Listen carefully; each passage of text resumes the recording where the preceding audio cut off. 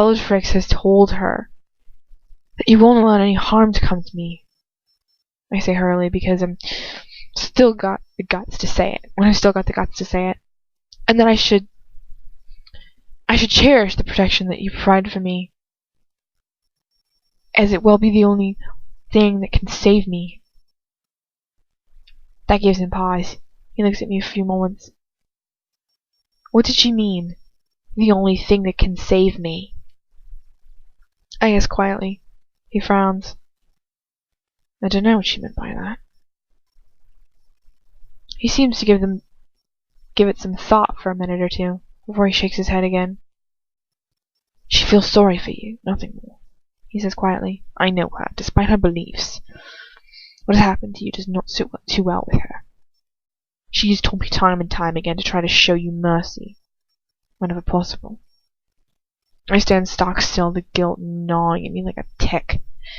She feels sorry for me. She pities me. How have I repaid her? You claim to respect her, yet you seem very reluctant to do as she asks. I mutter. What have you ever shown mercy towards me? Takes a sharp breath through his nose. He looks as if he almost wants to reply to me, but he can't bring himself to do it somehow. Was there anything else? He asks quietly. I gulp, thinking hard. No, I say eventually. No, that was about it. He nods. Then I do not believe we have any reason to worry. He says, his voice clipped. Narcissa has always refused to become a Death Eater because the lengths we are prepared to go to for our cause does not sit well with her. That is why I have no doubt she chose to speak to you today. She pities you, believe me. If she suspected what was going on, she would have spoken to me about it. I know her. She has too much self-respect to do otherwise. I don't know whether to really believe him, but I suppose I have no choice. He knows her better than I do. But the way she was talking, the hands Bellatrix was dropping. What are you doing?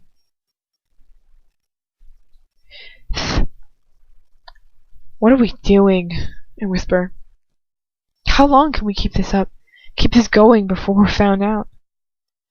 Quiet anger creeps into his eyes at my words.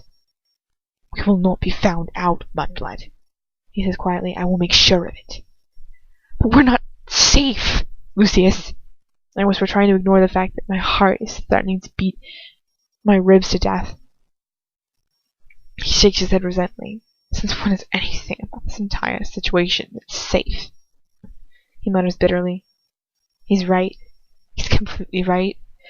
Our whole relationship has been toxic and sick and twisted and corrupted. Ever since he broke into my bedroom at home and pinned me against the wall, not allowing me to see his face, but only feel him crushing into me, letting me wonder for ages who it was and what they wanted, and whether I was going to die in that moment. This is sick, I say quietly. This whole thing, it's so wrong. His face sets itself hard as rock as he just looks at me. Who knows that better than I do? He mutters. He murmurs. His hate radiates off of him in waves. Hate for me and hate for himself. Yes, but do you think it's sick because I'm a mudblood? Yes, but you think it's sick because I'm a mudblood, I whisper. Whereas I think it's sick because of just how many people we are hurting here. Ron, your wife, and ourselves. His lips thin out as he stares at me, looking as if he wants to understand me, but he just can't. Because for him, considering someone else's feelings is just beyond comprehension. No one else is getting hurt. No one else but us knows what's going on. I shake my head sadly. No one else is getting hurt. But what about us?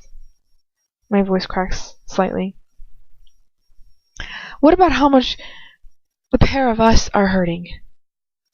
Today, when I was talking to your wife, when she was being almost kind to me, when you and I trail off as his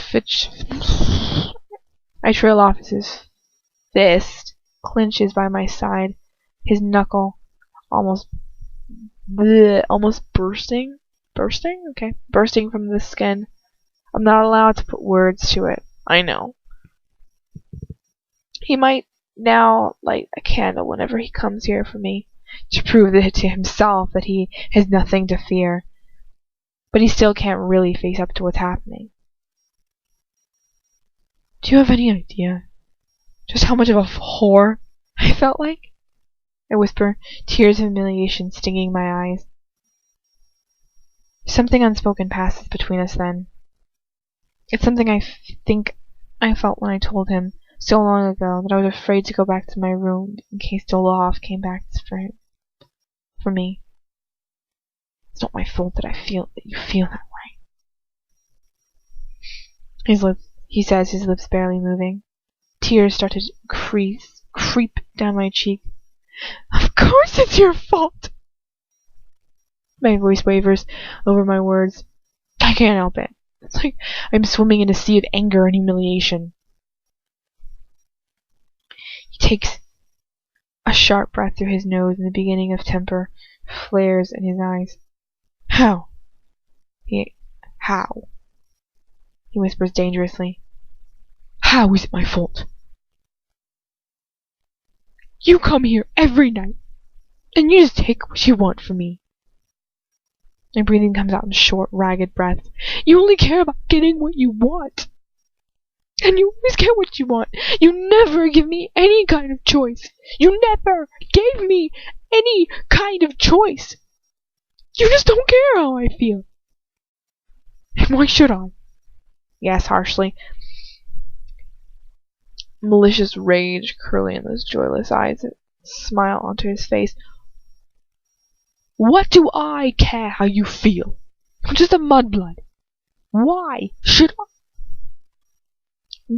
you be anything but an object to me? So that's it, isn't it? I say frankly. It's just a sick, twisted weakness of yours, and you're just waiting for the novelty of fucking a mudblood to be over? Is that it? He remains silent, looking at me as if I'm saying things that he doesn't want to hear. But he can't take his eyes off my face. Is that the reason why you wanted me in the first place? I whisper. Is it just because I'm a mudblood? She doesn't even say muggleborn. She says mudblood, even though it's technically an insult even to say. It's not the technical term for it. He narrows his eyes at me. What? I take the deepest of breaths. Dolohov said, just before we killed him, that the reason you wanted me was because I was a mudblood. And so the one thing you were forbidden to have. My eyes swim with tears. It's a rule of secrecy. The whole reason for what's going is the rule of scarcity. The whole reason for what's going on between us. Of course it isn't. He hisses, his temper conquering him. Do you really think I have so little self-control? I feel that sink in. He said, his own mouth said, that's not the only reason he wants me. So what is the reason then? What's so special about me then? I asked, my voice a little more than a whisper. When you got someone like Narcissa as your wife, and you had a woman like Bellatrix before, why do you want me? Mudblood, of all things.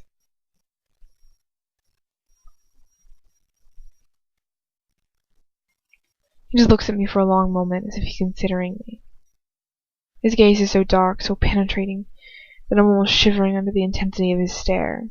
It's as if he's looking into my soul, searching desperately for what it is about me that he wants so badly, that he'll go against everything he believes in for it. He sighs, and drops his gaze, running his eyes over me and bringing them back up to my face. He takes a step closer to me, and then another, before he reaches out and pushes a stray strand of frizzy hair behind my ear, looking deeply into my eyes. I've never known, he whispers. Haven't I told you as much? Before? But then, didn't Dolokhov say before we murdered him? I love how she's like, before we murdered him, you know how we do. That it must be so tantalizing for Lucius to know that someone so innocent and pure was sleeping quite defenseless in the room next to him. It makes my skin crawl to remember it. But it makes me think all the same. Would it be so unreasonable to think that someone who has shown nothing but darkness in their whole life, a little light, would perhaps be appealing? Could someone with such a pitch-black and mutilated soul just once, try to lay claim on something a little better? He can't, or won't, take his eyes away from my face. He just stays where he is, his fingers entangled in my hair, just next to my ear. You are no whore, my blood. He whispers so low that I can barely hear his voice. I will not put you in the same class as my dear sister-in-law. My heart lifts at his words, only to sink down to the tips of my toes again as I remember that's all they are, words. I need more than that. Then why can't you treat me like a human being? I whisper. I'll bet you treated Bellatrix better than you treat me, just because she's a pureblood. He steps even closer to me, if that's possible. You've heaped so much on me, Lucius, I say quietly, sobs lacing through my words. And after all you've done, you finally land me with a final indignity of treating me like a whore. His face twitches slightly at that, as if something I've said has wounded him deeply, lashing his soul like he's lashing mine over and over again. He takes a deep breath.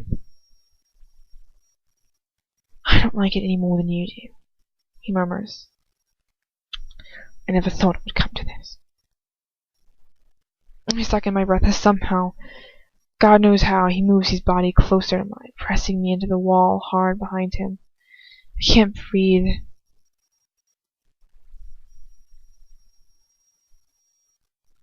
Sorry, doing something. I can't breathe. My stomach is back-flipping over and over again, but somehow I push the words out of my mouth. We need to end this, I say desperately. Right now, before it goes too far. And he moves his face yet closer, so close that I can see every little detail of his face, just like I can see every little detail of his soul. Though he might try with all of his might to hide it from me. Too far, my blood, he whispers before floating his tongue over his lips. We passed that point a long time ago. And with that, his lips crushed down onto mine.